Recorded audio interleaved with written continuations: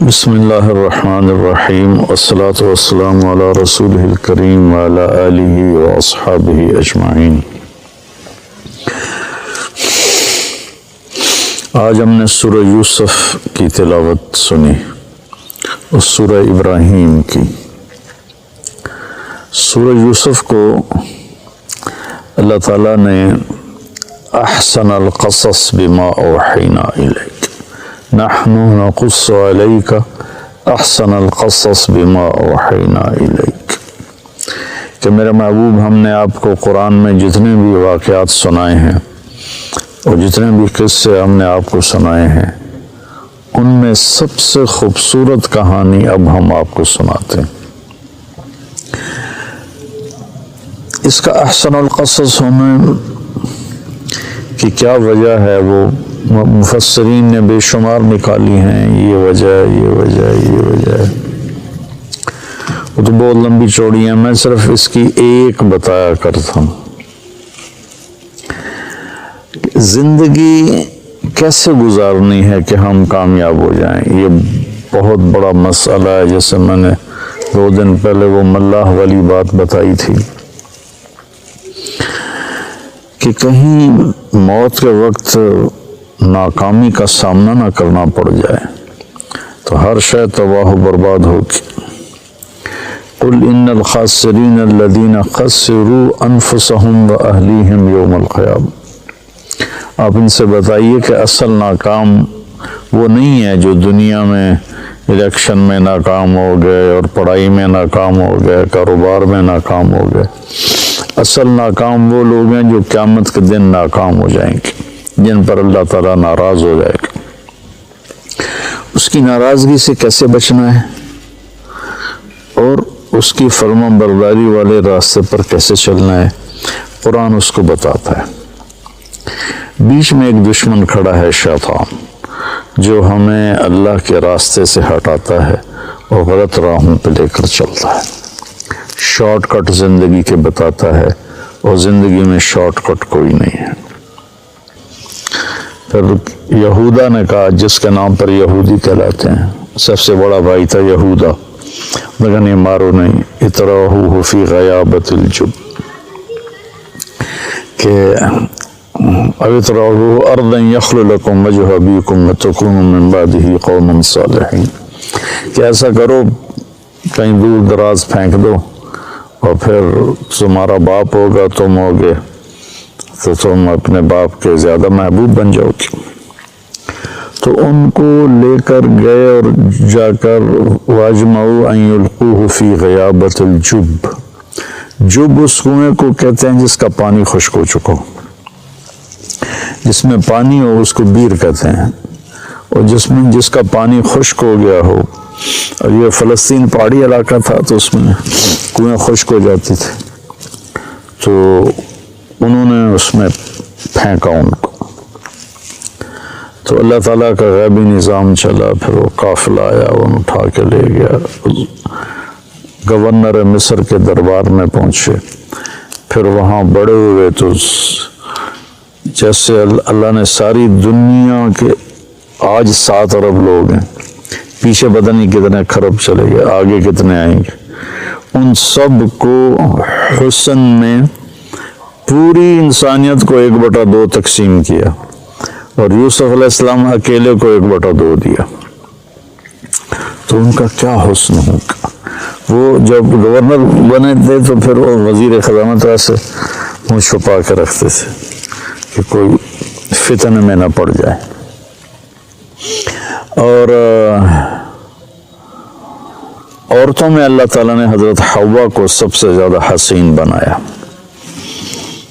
ان کے بارے میں بس اتنا تھا، سب سے زیادہ حسین بنایا، لیکن یوسف علیہ السلام کے بارے میں اعطی شطر الحسن، کہ آدھا حسن سارا دے دیا۔ تو زلیخا کا امتحان آیا، بہت بڑے گناہ کی دعوت، وراودته التي هو في بيتها عن نفسه وغلقت الابواب وقالت هيت لك، یہ اتنا لمبا جملہ اس منظر کے خوفناک امتحان کو بتا رہا، میں سے چھوٹا جملہ بھی ہو سکتا. تو یوسف علیہ السلام پر 2 امتحان آئے. ایک بہت بڑے گناہ کا امتحان آیا ہے، ایک مصر کے حسن و جمال کا فتنہ، اور دوسرا بھائیوں کی طرف سے جو آزمائشیں چلیں اور ان کی مخالفانہ تدبیریں چلیں، انہوں نے اس پر جو صبر کیا. تو جب وہ بھائی ملے نا، جب اللہ تعالیٰ نے یوسف علیہ السلام کو گورنر بنا دیا، وزیر خزانہ بنا دیا، تو بھائی آئے. وجاء اخوة یوسف فدخلوا علیہ فعرفهم وهم له منکرون، کہ بھائی یوسف علیہ السلام نے تو پہچان لیا میرے بھائی آ گئے، کیونکہ یوسف علیہ السلام اس طرح بیٹھتے تھے، یہ پورا نقاب اوڑھتے تھے، صرف آنکھیں نظر آتی تھی. پھر چھوٹے سی عمر میں ان کو انہوں نے بیچا تھا، اور وہ 30-40 سال کے جوان آدمی تھے، تو ان کا خیال بھی نہیں ادھر گیا، تو انہوں نے پہچانا بھی نہیں. یوسف علیہ السلام نے پہچان لیا. کہنے لگے تمہارا دوسرا بھائی ہے کوئی؟ کا جی ہے. کہا اس کو لے کے آنا ورنہ کچھ نہیں دوں گا. پھر ان کو ایک بہانے سے اپنے پاس رکھ لیا. جب انہوں نے بنیامین کو اپنے پاس رکھ لیا تو یہودا نے کہا میں تو واپس نہیں جاؤں گا، پہلے ہم نے یوسف کو کھویا، جان بوجھ کے ہم نے شرارت کی، اب بنیامین ہماری وجہ سے تو نہیں، خود اپنی وجہ سے ایسا ہو گیا، تو جب تک میرا باپ کوئی مجھے اجازت نہیں دے گا میں ادھر ہی بیٹھا ہوں، تم جاؤ. تو جب بھائی گئے اور انہوں نے کہا کہ بنیامین نے چوری کر لی ہے اور مصر کے وزیر خزانہ نے روک لیا ہے، تو اس پر انہوں نے خط لکھا. اچھا، یوسف بھی نبی اور یعقوب بھی نبی علیہ السلام. اب بیچ میں 7 دن کا سفر ہے ٹوٹل، تو پورے پتہ نہیں کتنے سال، 20-30 سال 40 سال وہ ادھر موجود ہیں، سلامت یہ ادھر موجود ہیں، بتانے کی اجازت نہیں. جیسے ہی وہ وزیر بنے تھے اسی وقت وہ اپنے باپ کو پیغام بھیج دیتے کہ میں ٹھیک ٹھاک ہوں، آپ آ جائیں. اللہ کی ادھر بھی وحی آ رہی تھی کہ نہیں بتانا، اور یعقوب کے لیے بھی تھا کہ ان کو بھی نہیں بتانا. وَبْيَضْ عَيْنَاهُ مِنَ الْحُزْنِ فَهُوَ كَظِيمٌ، آنکھیں ان کی چلی گئیں روتے روتے، اور غصہ پیتے پیتے پیتے پیتے وہ پھول کے مشکیزہ بن گئے. کظیم، کاظم اس مشکیزے کو کہتے ہیں جو پانی سے فل کر کے ٹائٹ کر کے بند کر دیا جائے. جتنے بھی سال بھائیوں نے یعقوب علیہ السلام کے ساتھ وقت گزارا یوسف علیہ السلام کے بغیر، تو انہوں نے کہا فصبر جمیل. پورے 40 سال میں ایک لفظ بھی طعنہ نہیں دیا میرا بیٹا تم نے گم کر دیا، حالانکہ آپ کو پتا تھا انہوں نے فراڈ کیا ہے. پورے 40 سال میں پھر خط لکھا عزیز مصر کے نام کہ میں یعقوب بن اسحاق آپ سے مخاطب ہوں، ہم نبیوں کی اولاد ہیں، ہم چور نہیں ہیں، ہم پر بہت زمانے سے آزمائش کی چکی چل رہی ہے. پہلے میرے چچا کو حضرت اسماعیل کو، ان کو بھی باپ لکھا، پہلے میرے باپ کو چھری کے نیچے سے نکالا گیا، پھر میرے بیٹے کو مجھ سے جدا کیا گیا، آج 40 سال ہو گئے، مجھے اس کا کچھ پتہ نہیں ہے، تو نے اس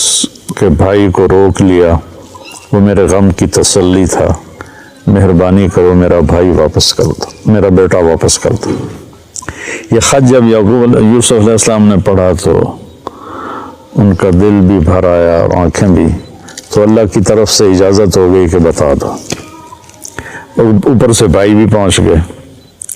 ایھا العزیز قد مسنا واہلنا الضر وجئنا ببضاعة مزجاة فاوف لنا الکیل وتصدق علینا ان اللہ یجزی المتصدقین. کیا عاجزی ہے ان الفاظ، اور کیا ذلت اور پستی کی انتہا کو چھو کر وہ گفتگو کر رہے تھے، کیا بتاؤں۔ تو ادھر سے حکم آ چکا تھا کہ بتا دو، تو اس طرح اوڑا ہوا تھا نا اپنے پگڑی کا جو یہ تھا نا، اس کو ایسے رکھتے تھے۔ تو جب انہوں نے کہا کہ ہم یہ تھوڑی سی پونجی لائے ہیں اور ہمارے پاس ہے بھی کچھ نہیں، فقر بہت ہے، تو برائے مہربانی ہم پر صدقہ کر دیں، تو پھر یوسف علیہ السلام نے ایسے کیا، ایسے تھا نا،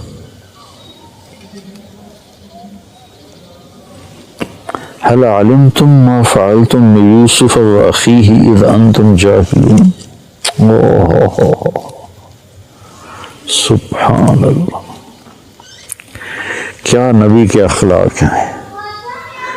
کیا تمہیں کچھ خبر ہے جو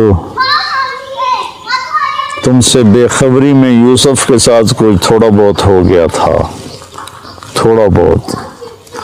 قید کاٹی 9 سال، زنا کی تہمت لگی، منڈی میں بیچے گئے، کتنی لمبی چوڑی گھاٹیوں سے گزر کر، اور ان کو اس کا سبب کون تھے بھائی، ان کو کہہ رہے ہیں وہ حل وہاں بولا جاتا ہے جہاں مجھے، اس کو اردو میں کہتے ہیں آپ کو پتہ چلا، ان کو سعید بھائی آپ کو پتہ چلا،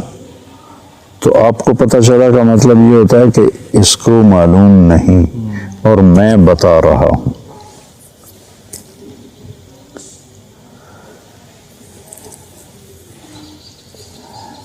یہ جہاں زیب کا بیٹا فوت ہوا تھا عبداللہ، تو میں آیا رائمنڈ سے، تو علی چھوٹا سا تھا، یہاں کھیل رہا تھا، میری گاڑی اندر انٹر ہوئی تو بھاگ گیا، آپ کو پتہ چلا عبداللہ فوت ہو گیا۔ وہاں سے میں نے حل کا مطلب سیکھا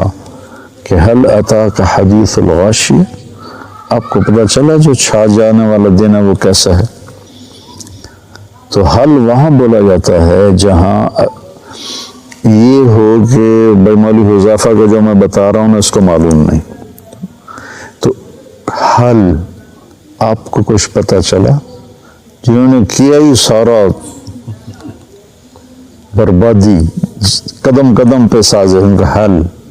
علمتم ما فعلتم، فعلا کا جو صیغہ ہے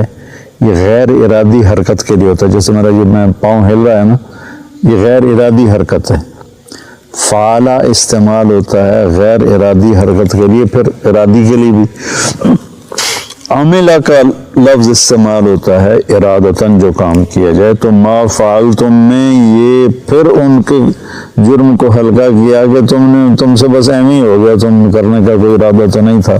بلا ارادہ ہو گیا۔ اذ انتم جاہلون، وہ بھی بے خبری میں ہو گیا، تمہیں اصل میں پتہ نہیں تھا۔ حالانکہ یہاں عبارت یوں بنتی ہے قد علمتم، تمہیں خوب خبر تھی، ما ظلمتم، جو تم نے ظلم کیا، بیوسف و اخیہ، یوسف اور اس کے بھائی پر جو تم نے ظلم کیا، اذ انتم عامدون، اور تم نے جان بوجھ کے یہ سارا کچھ کیا، تم نے پوری بدنیتی کے ساتھ کیا،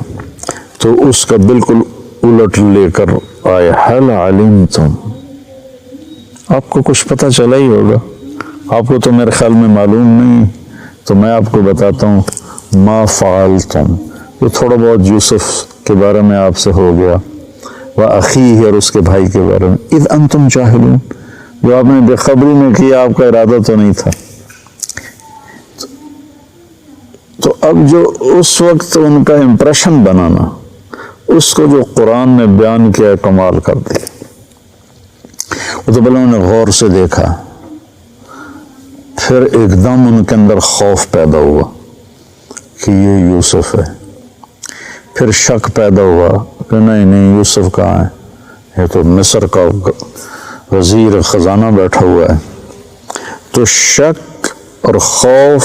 اور امید، یہ 2-3 کیفیتیں ان کے اندر بن گئیں،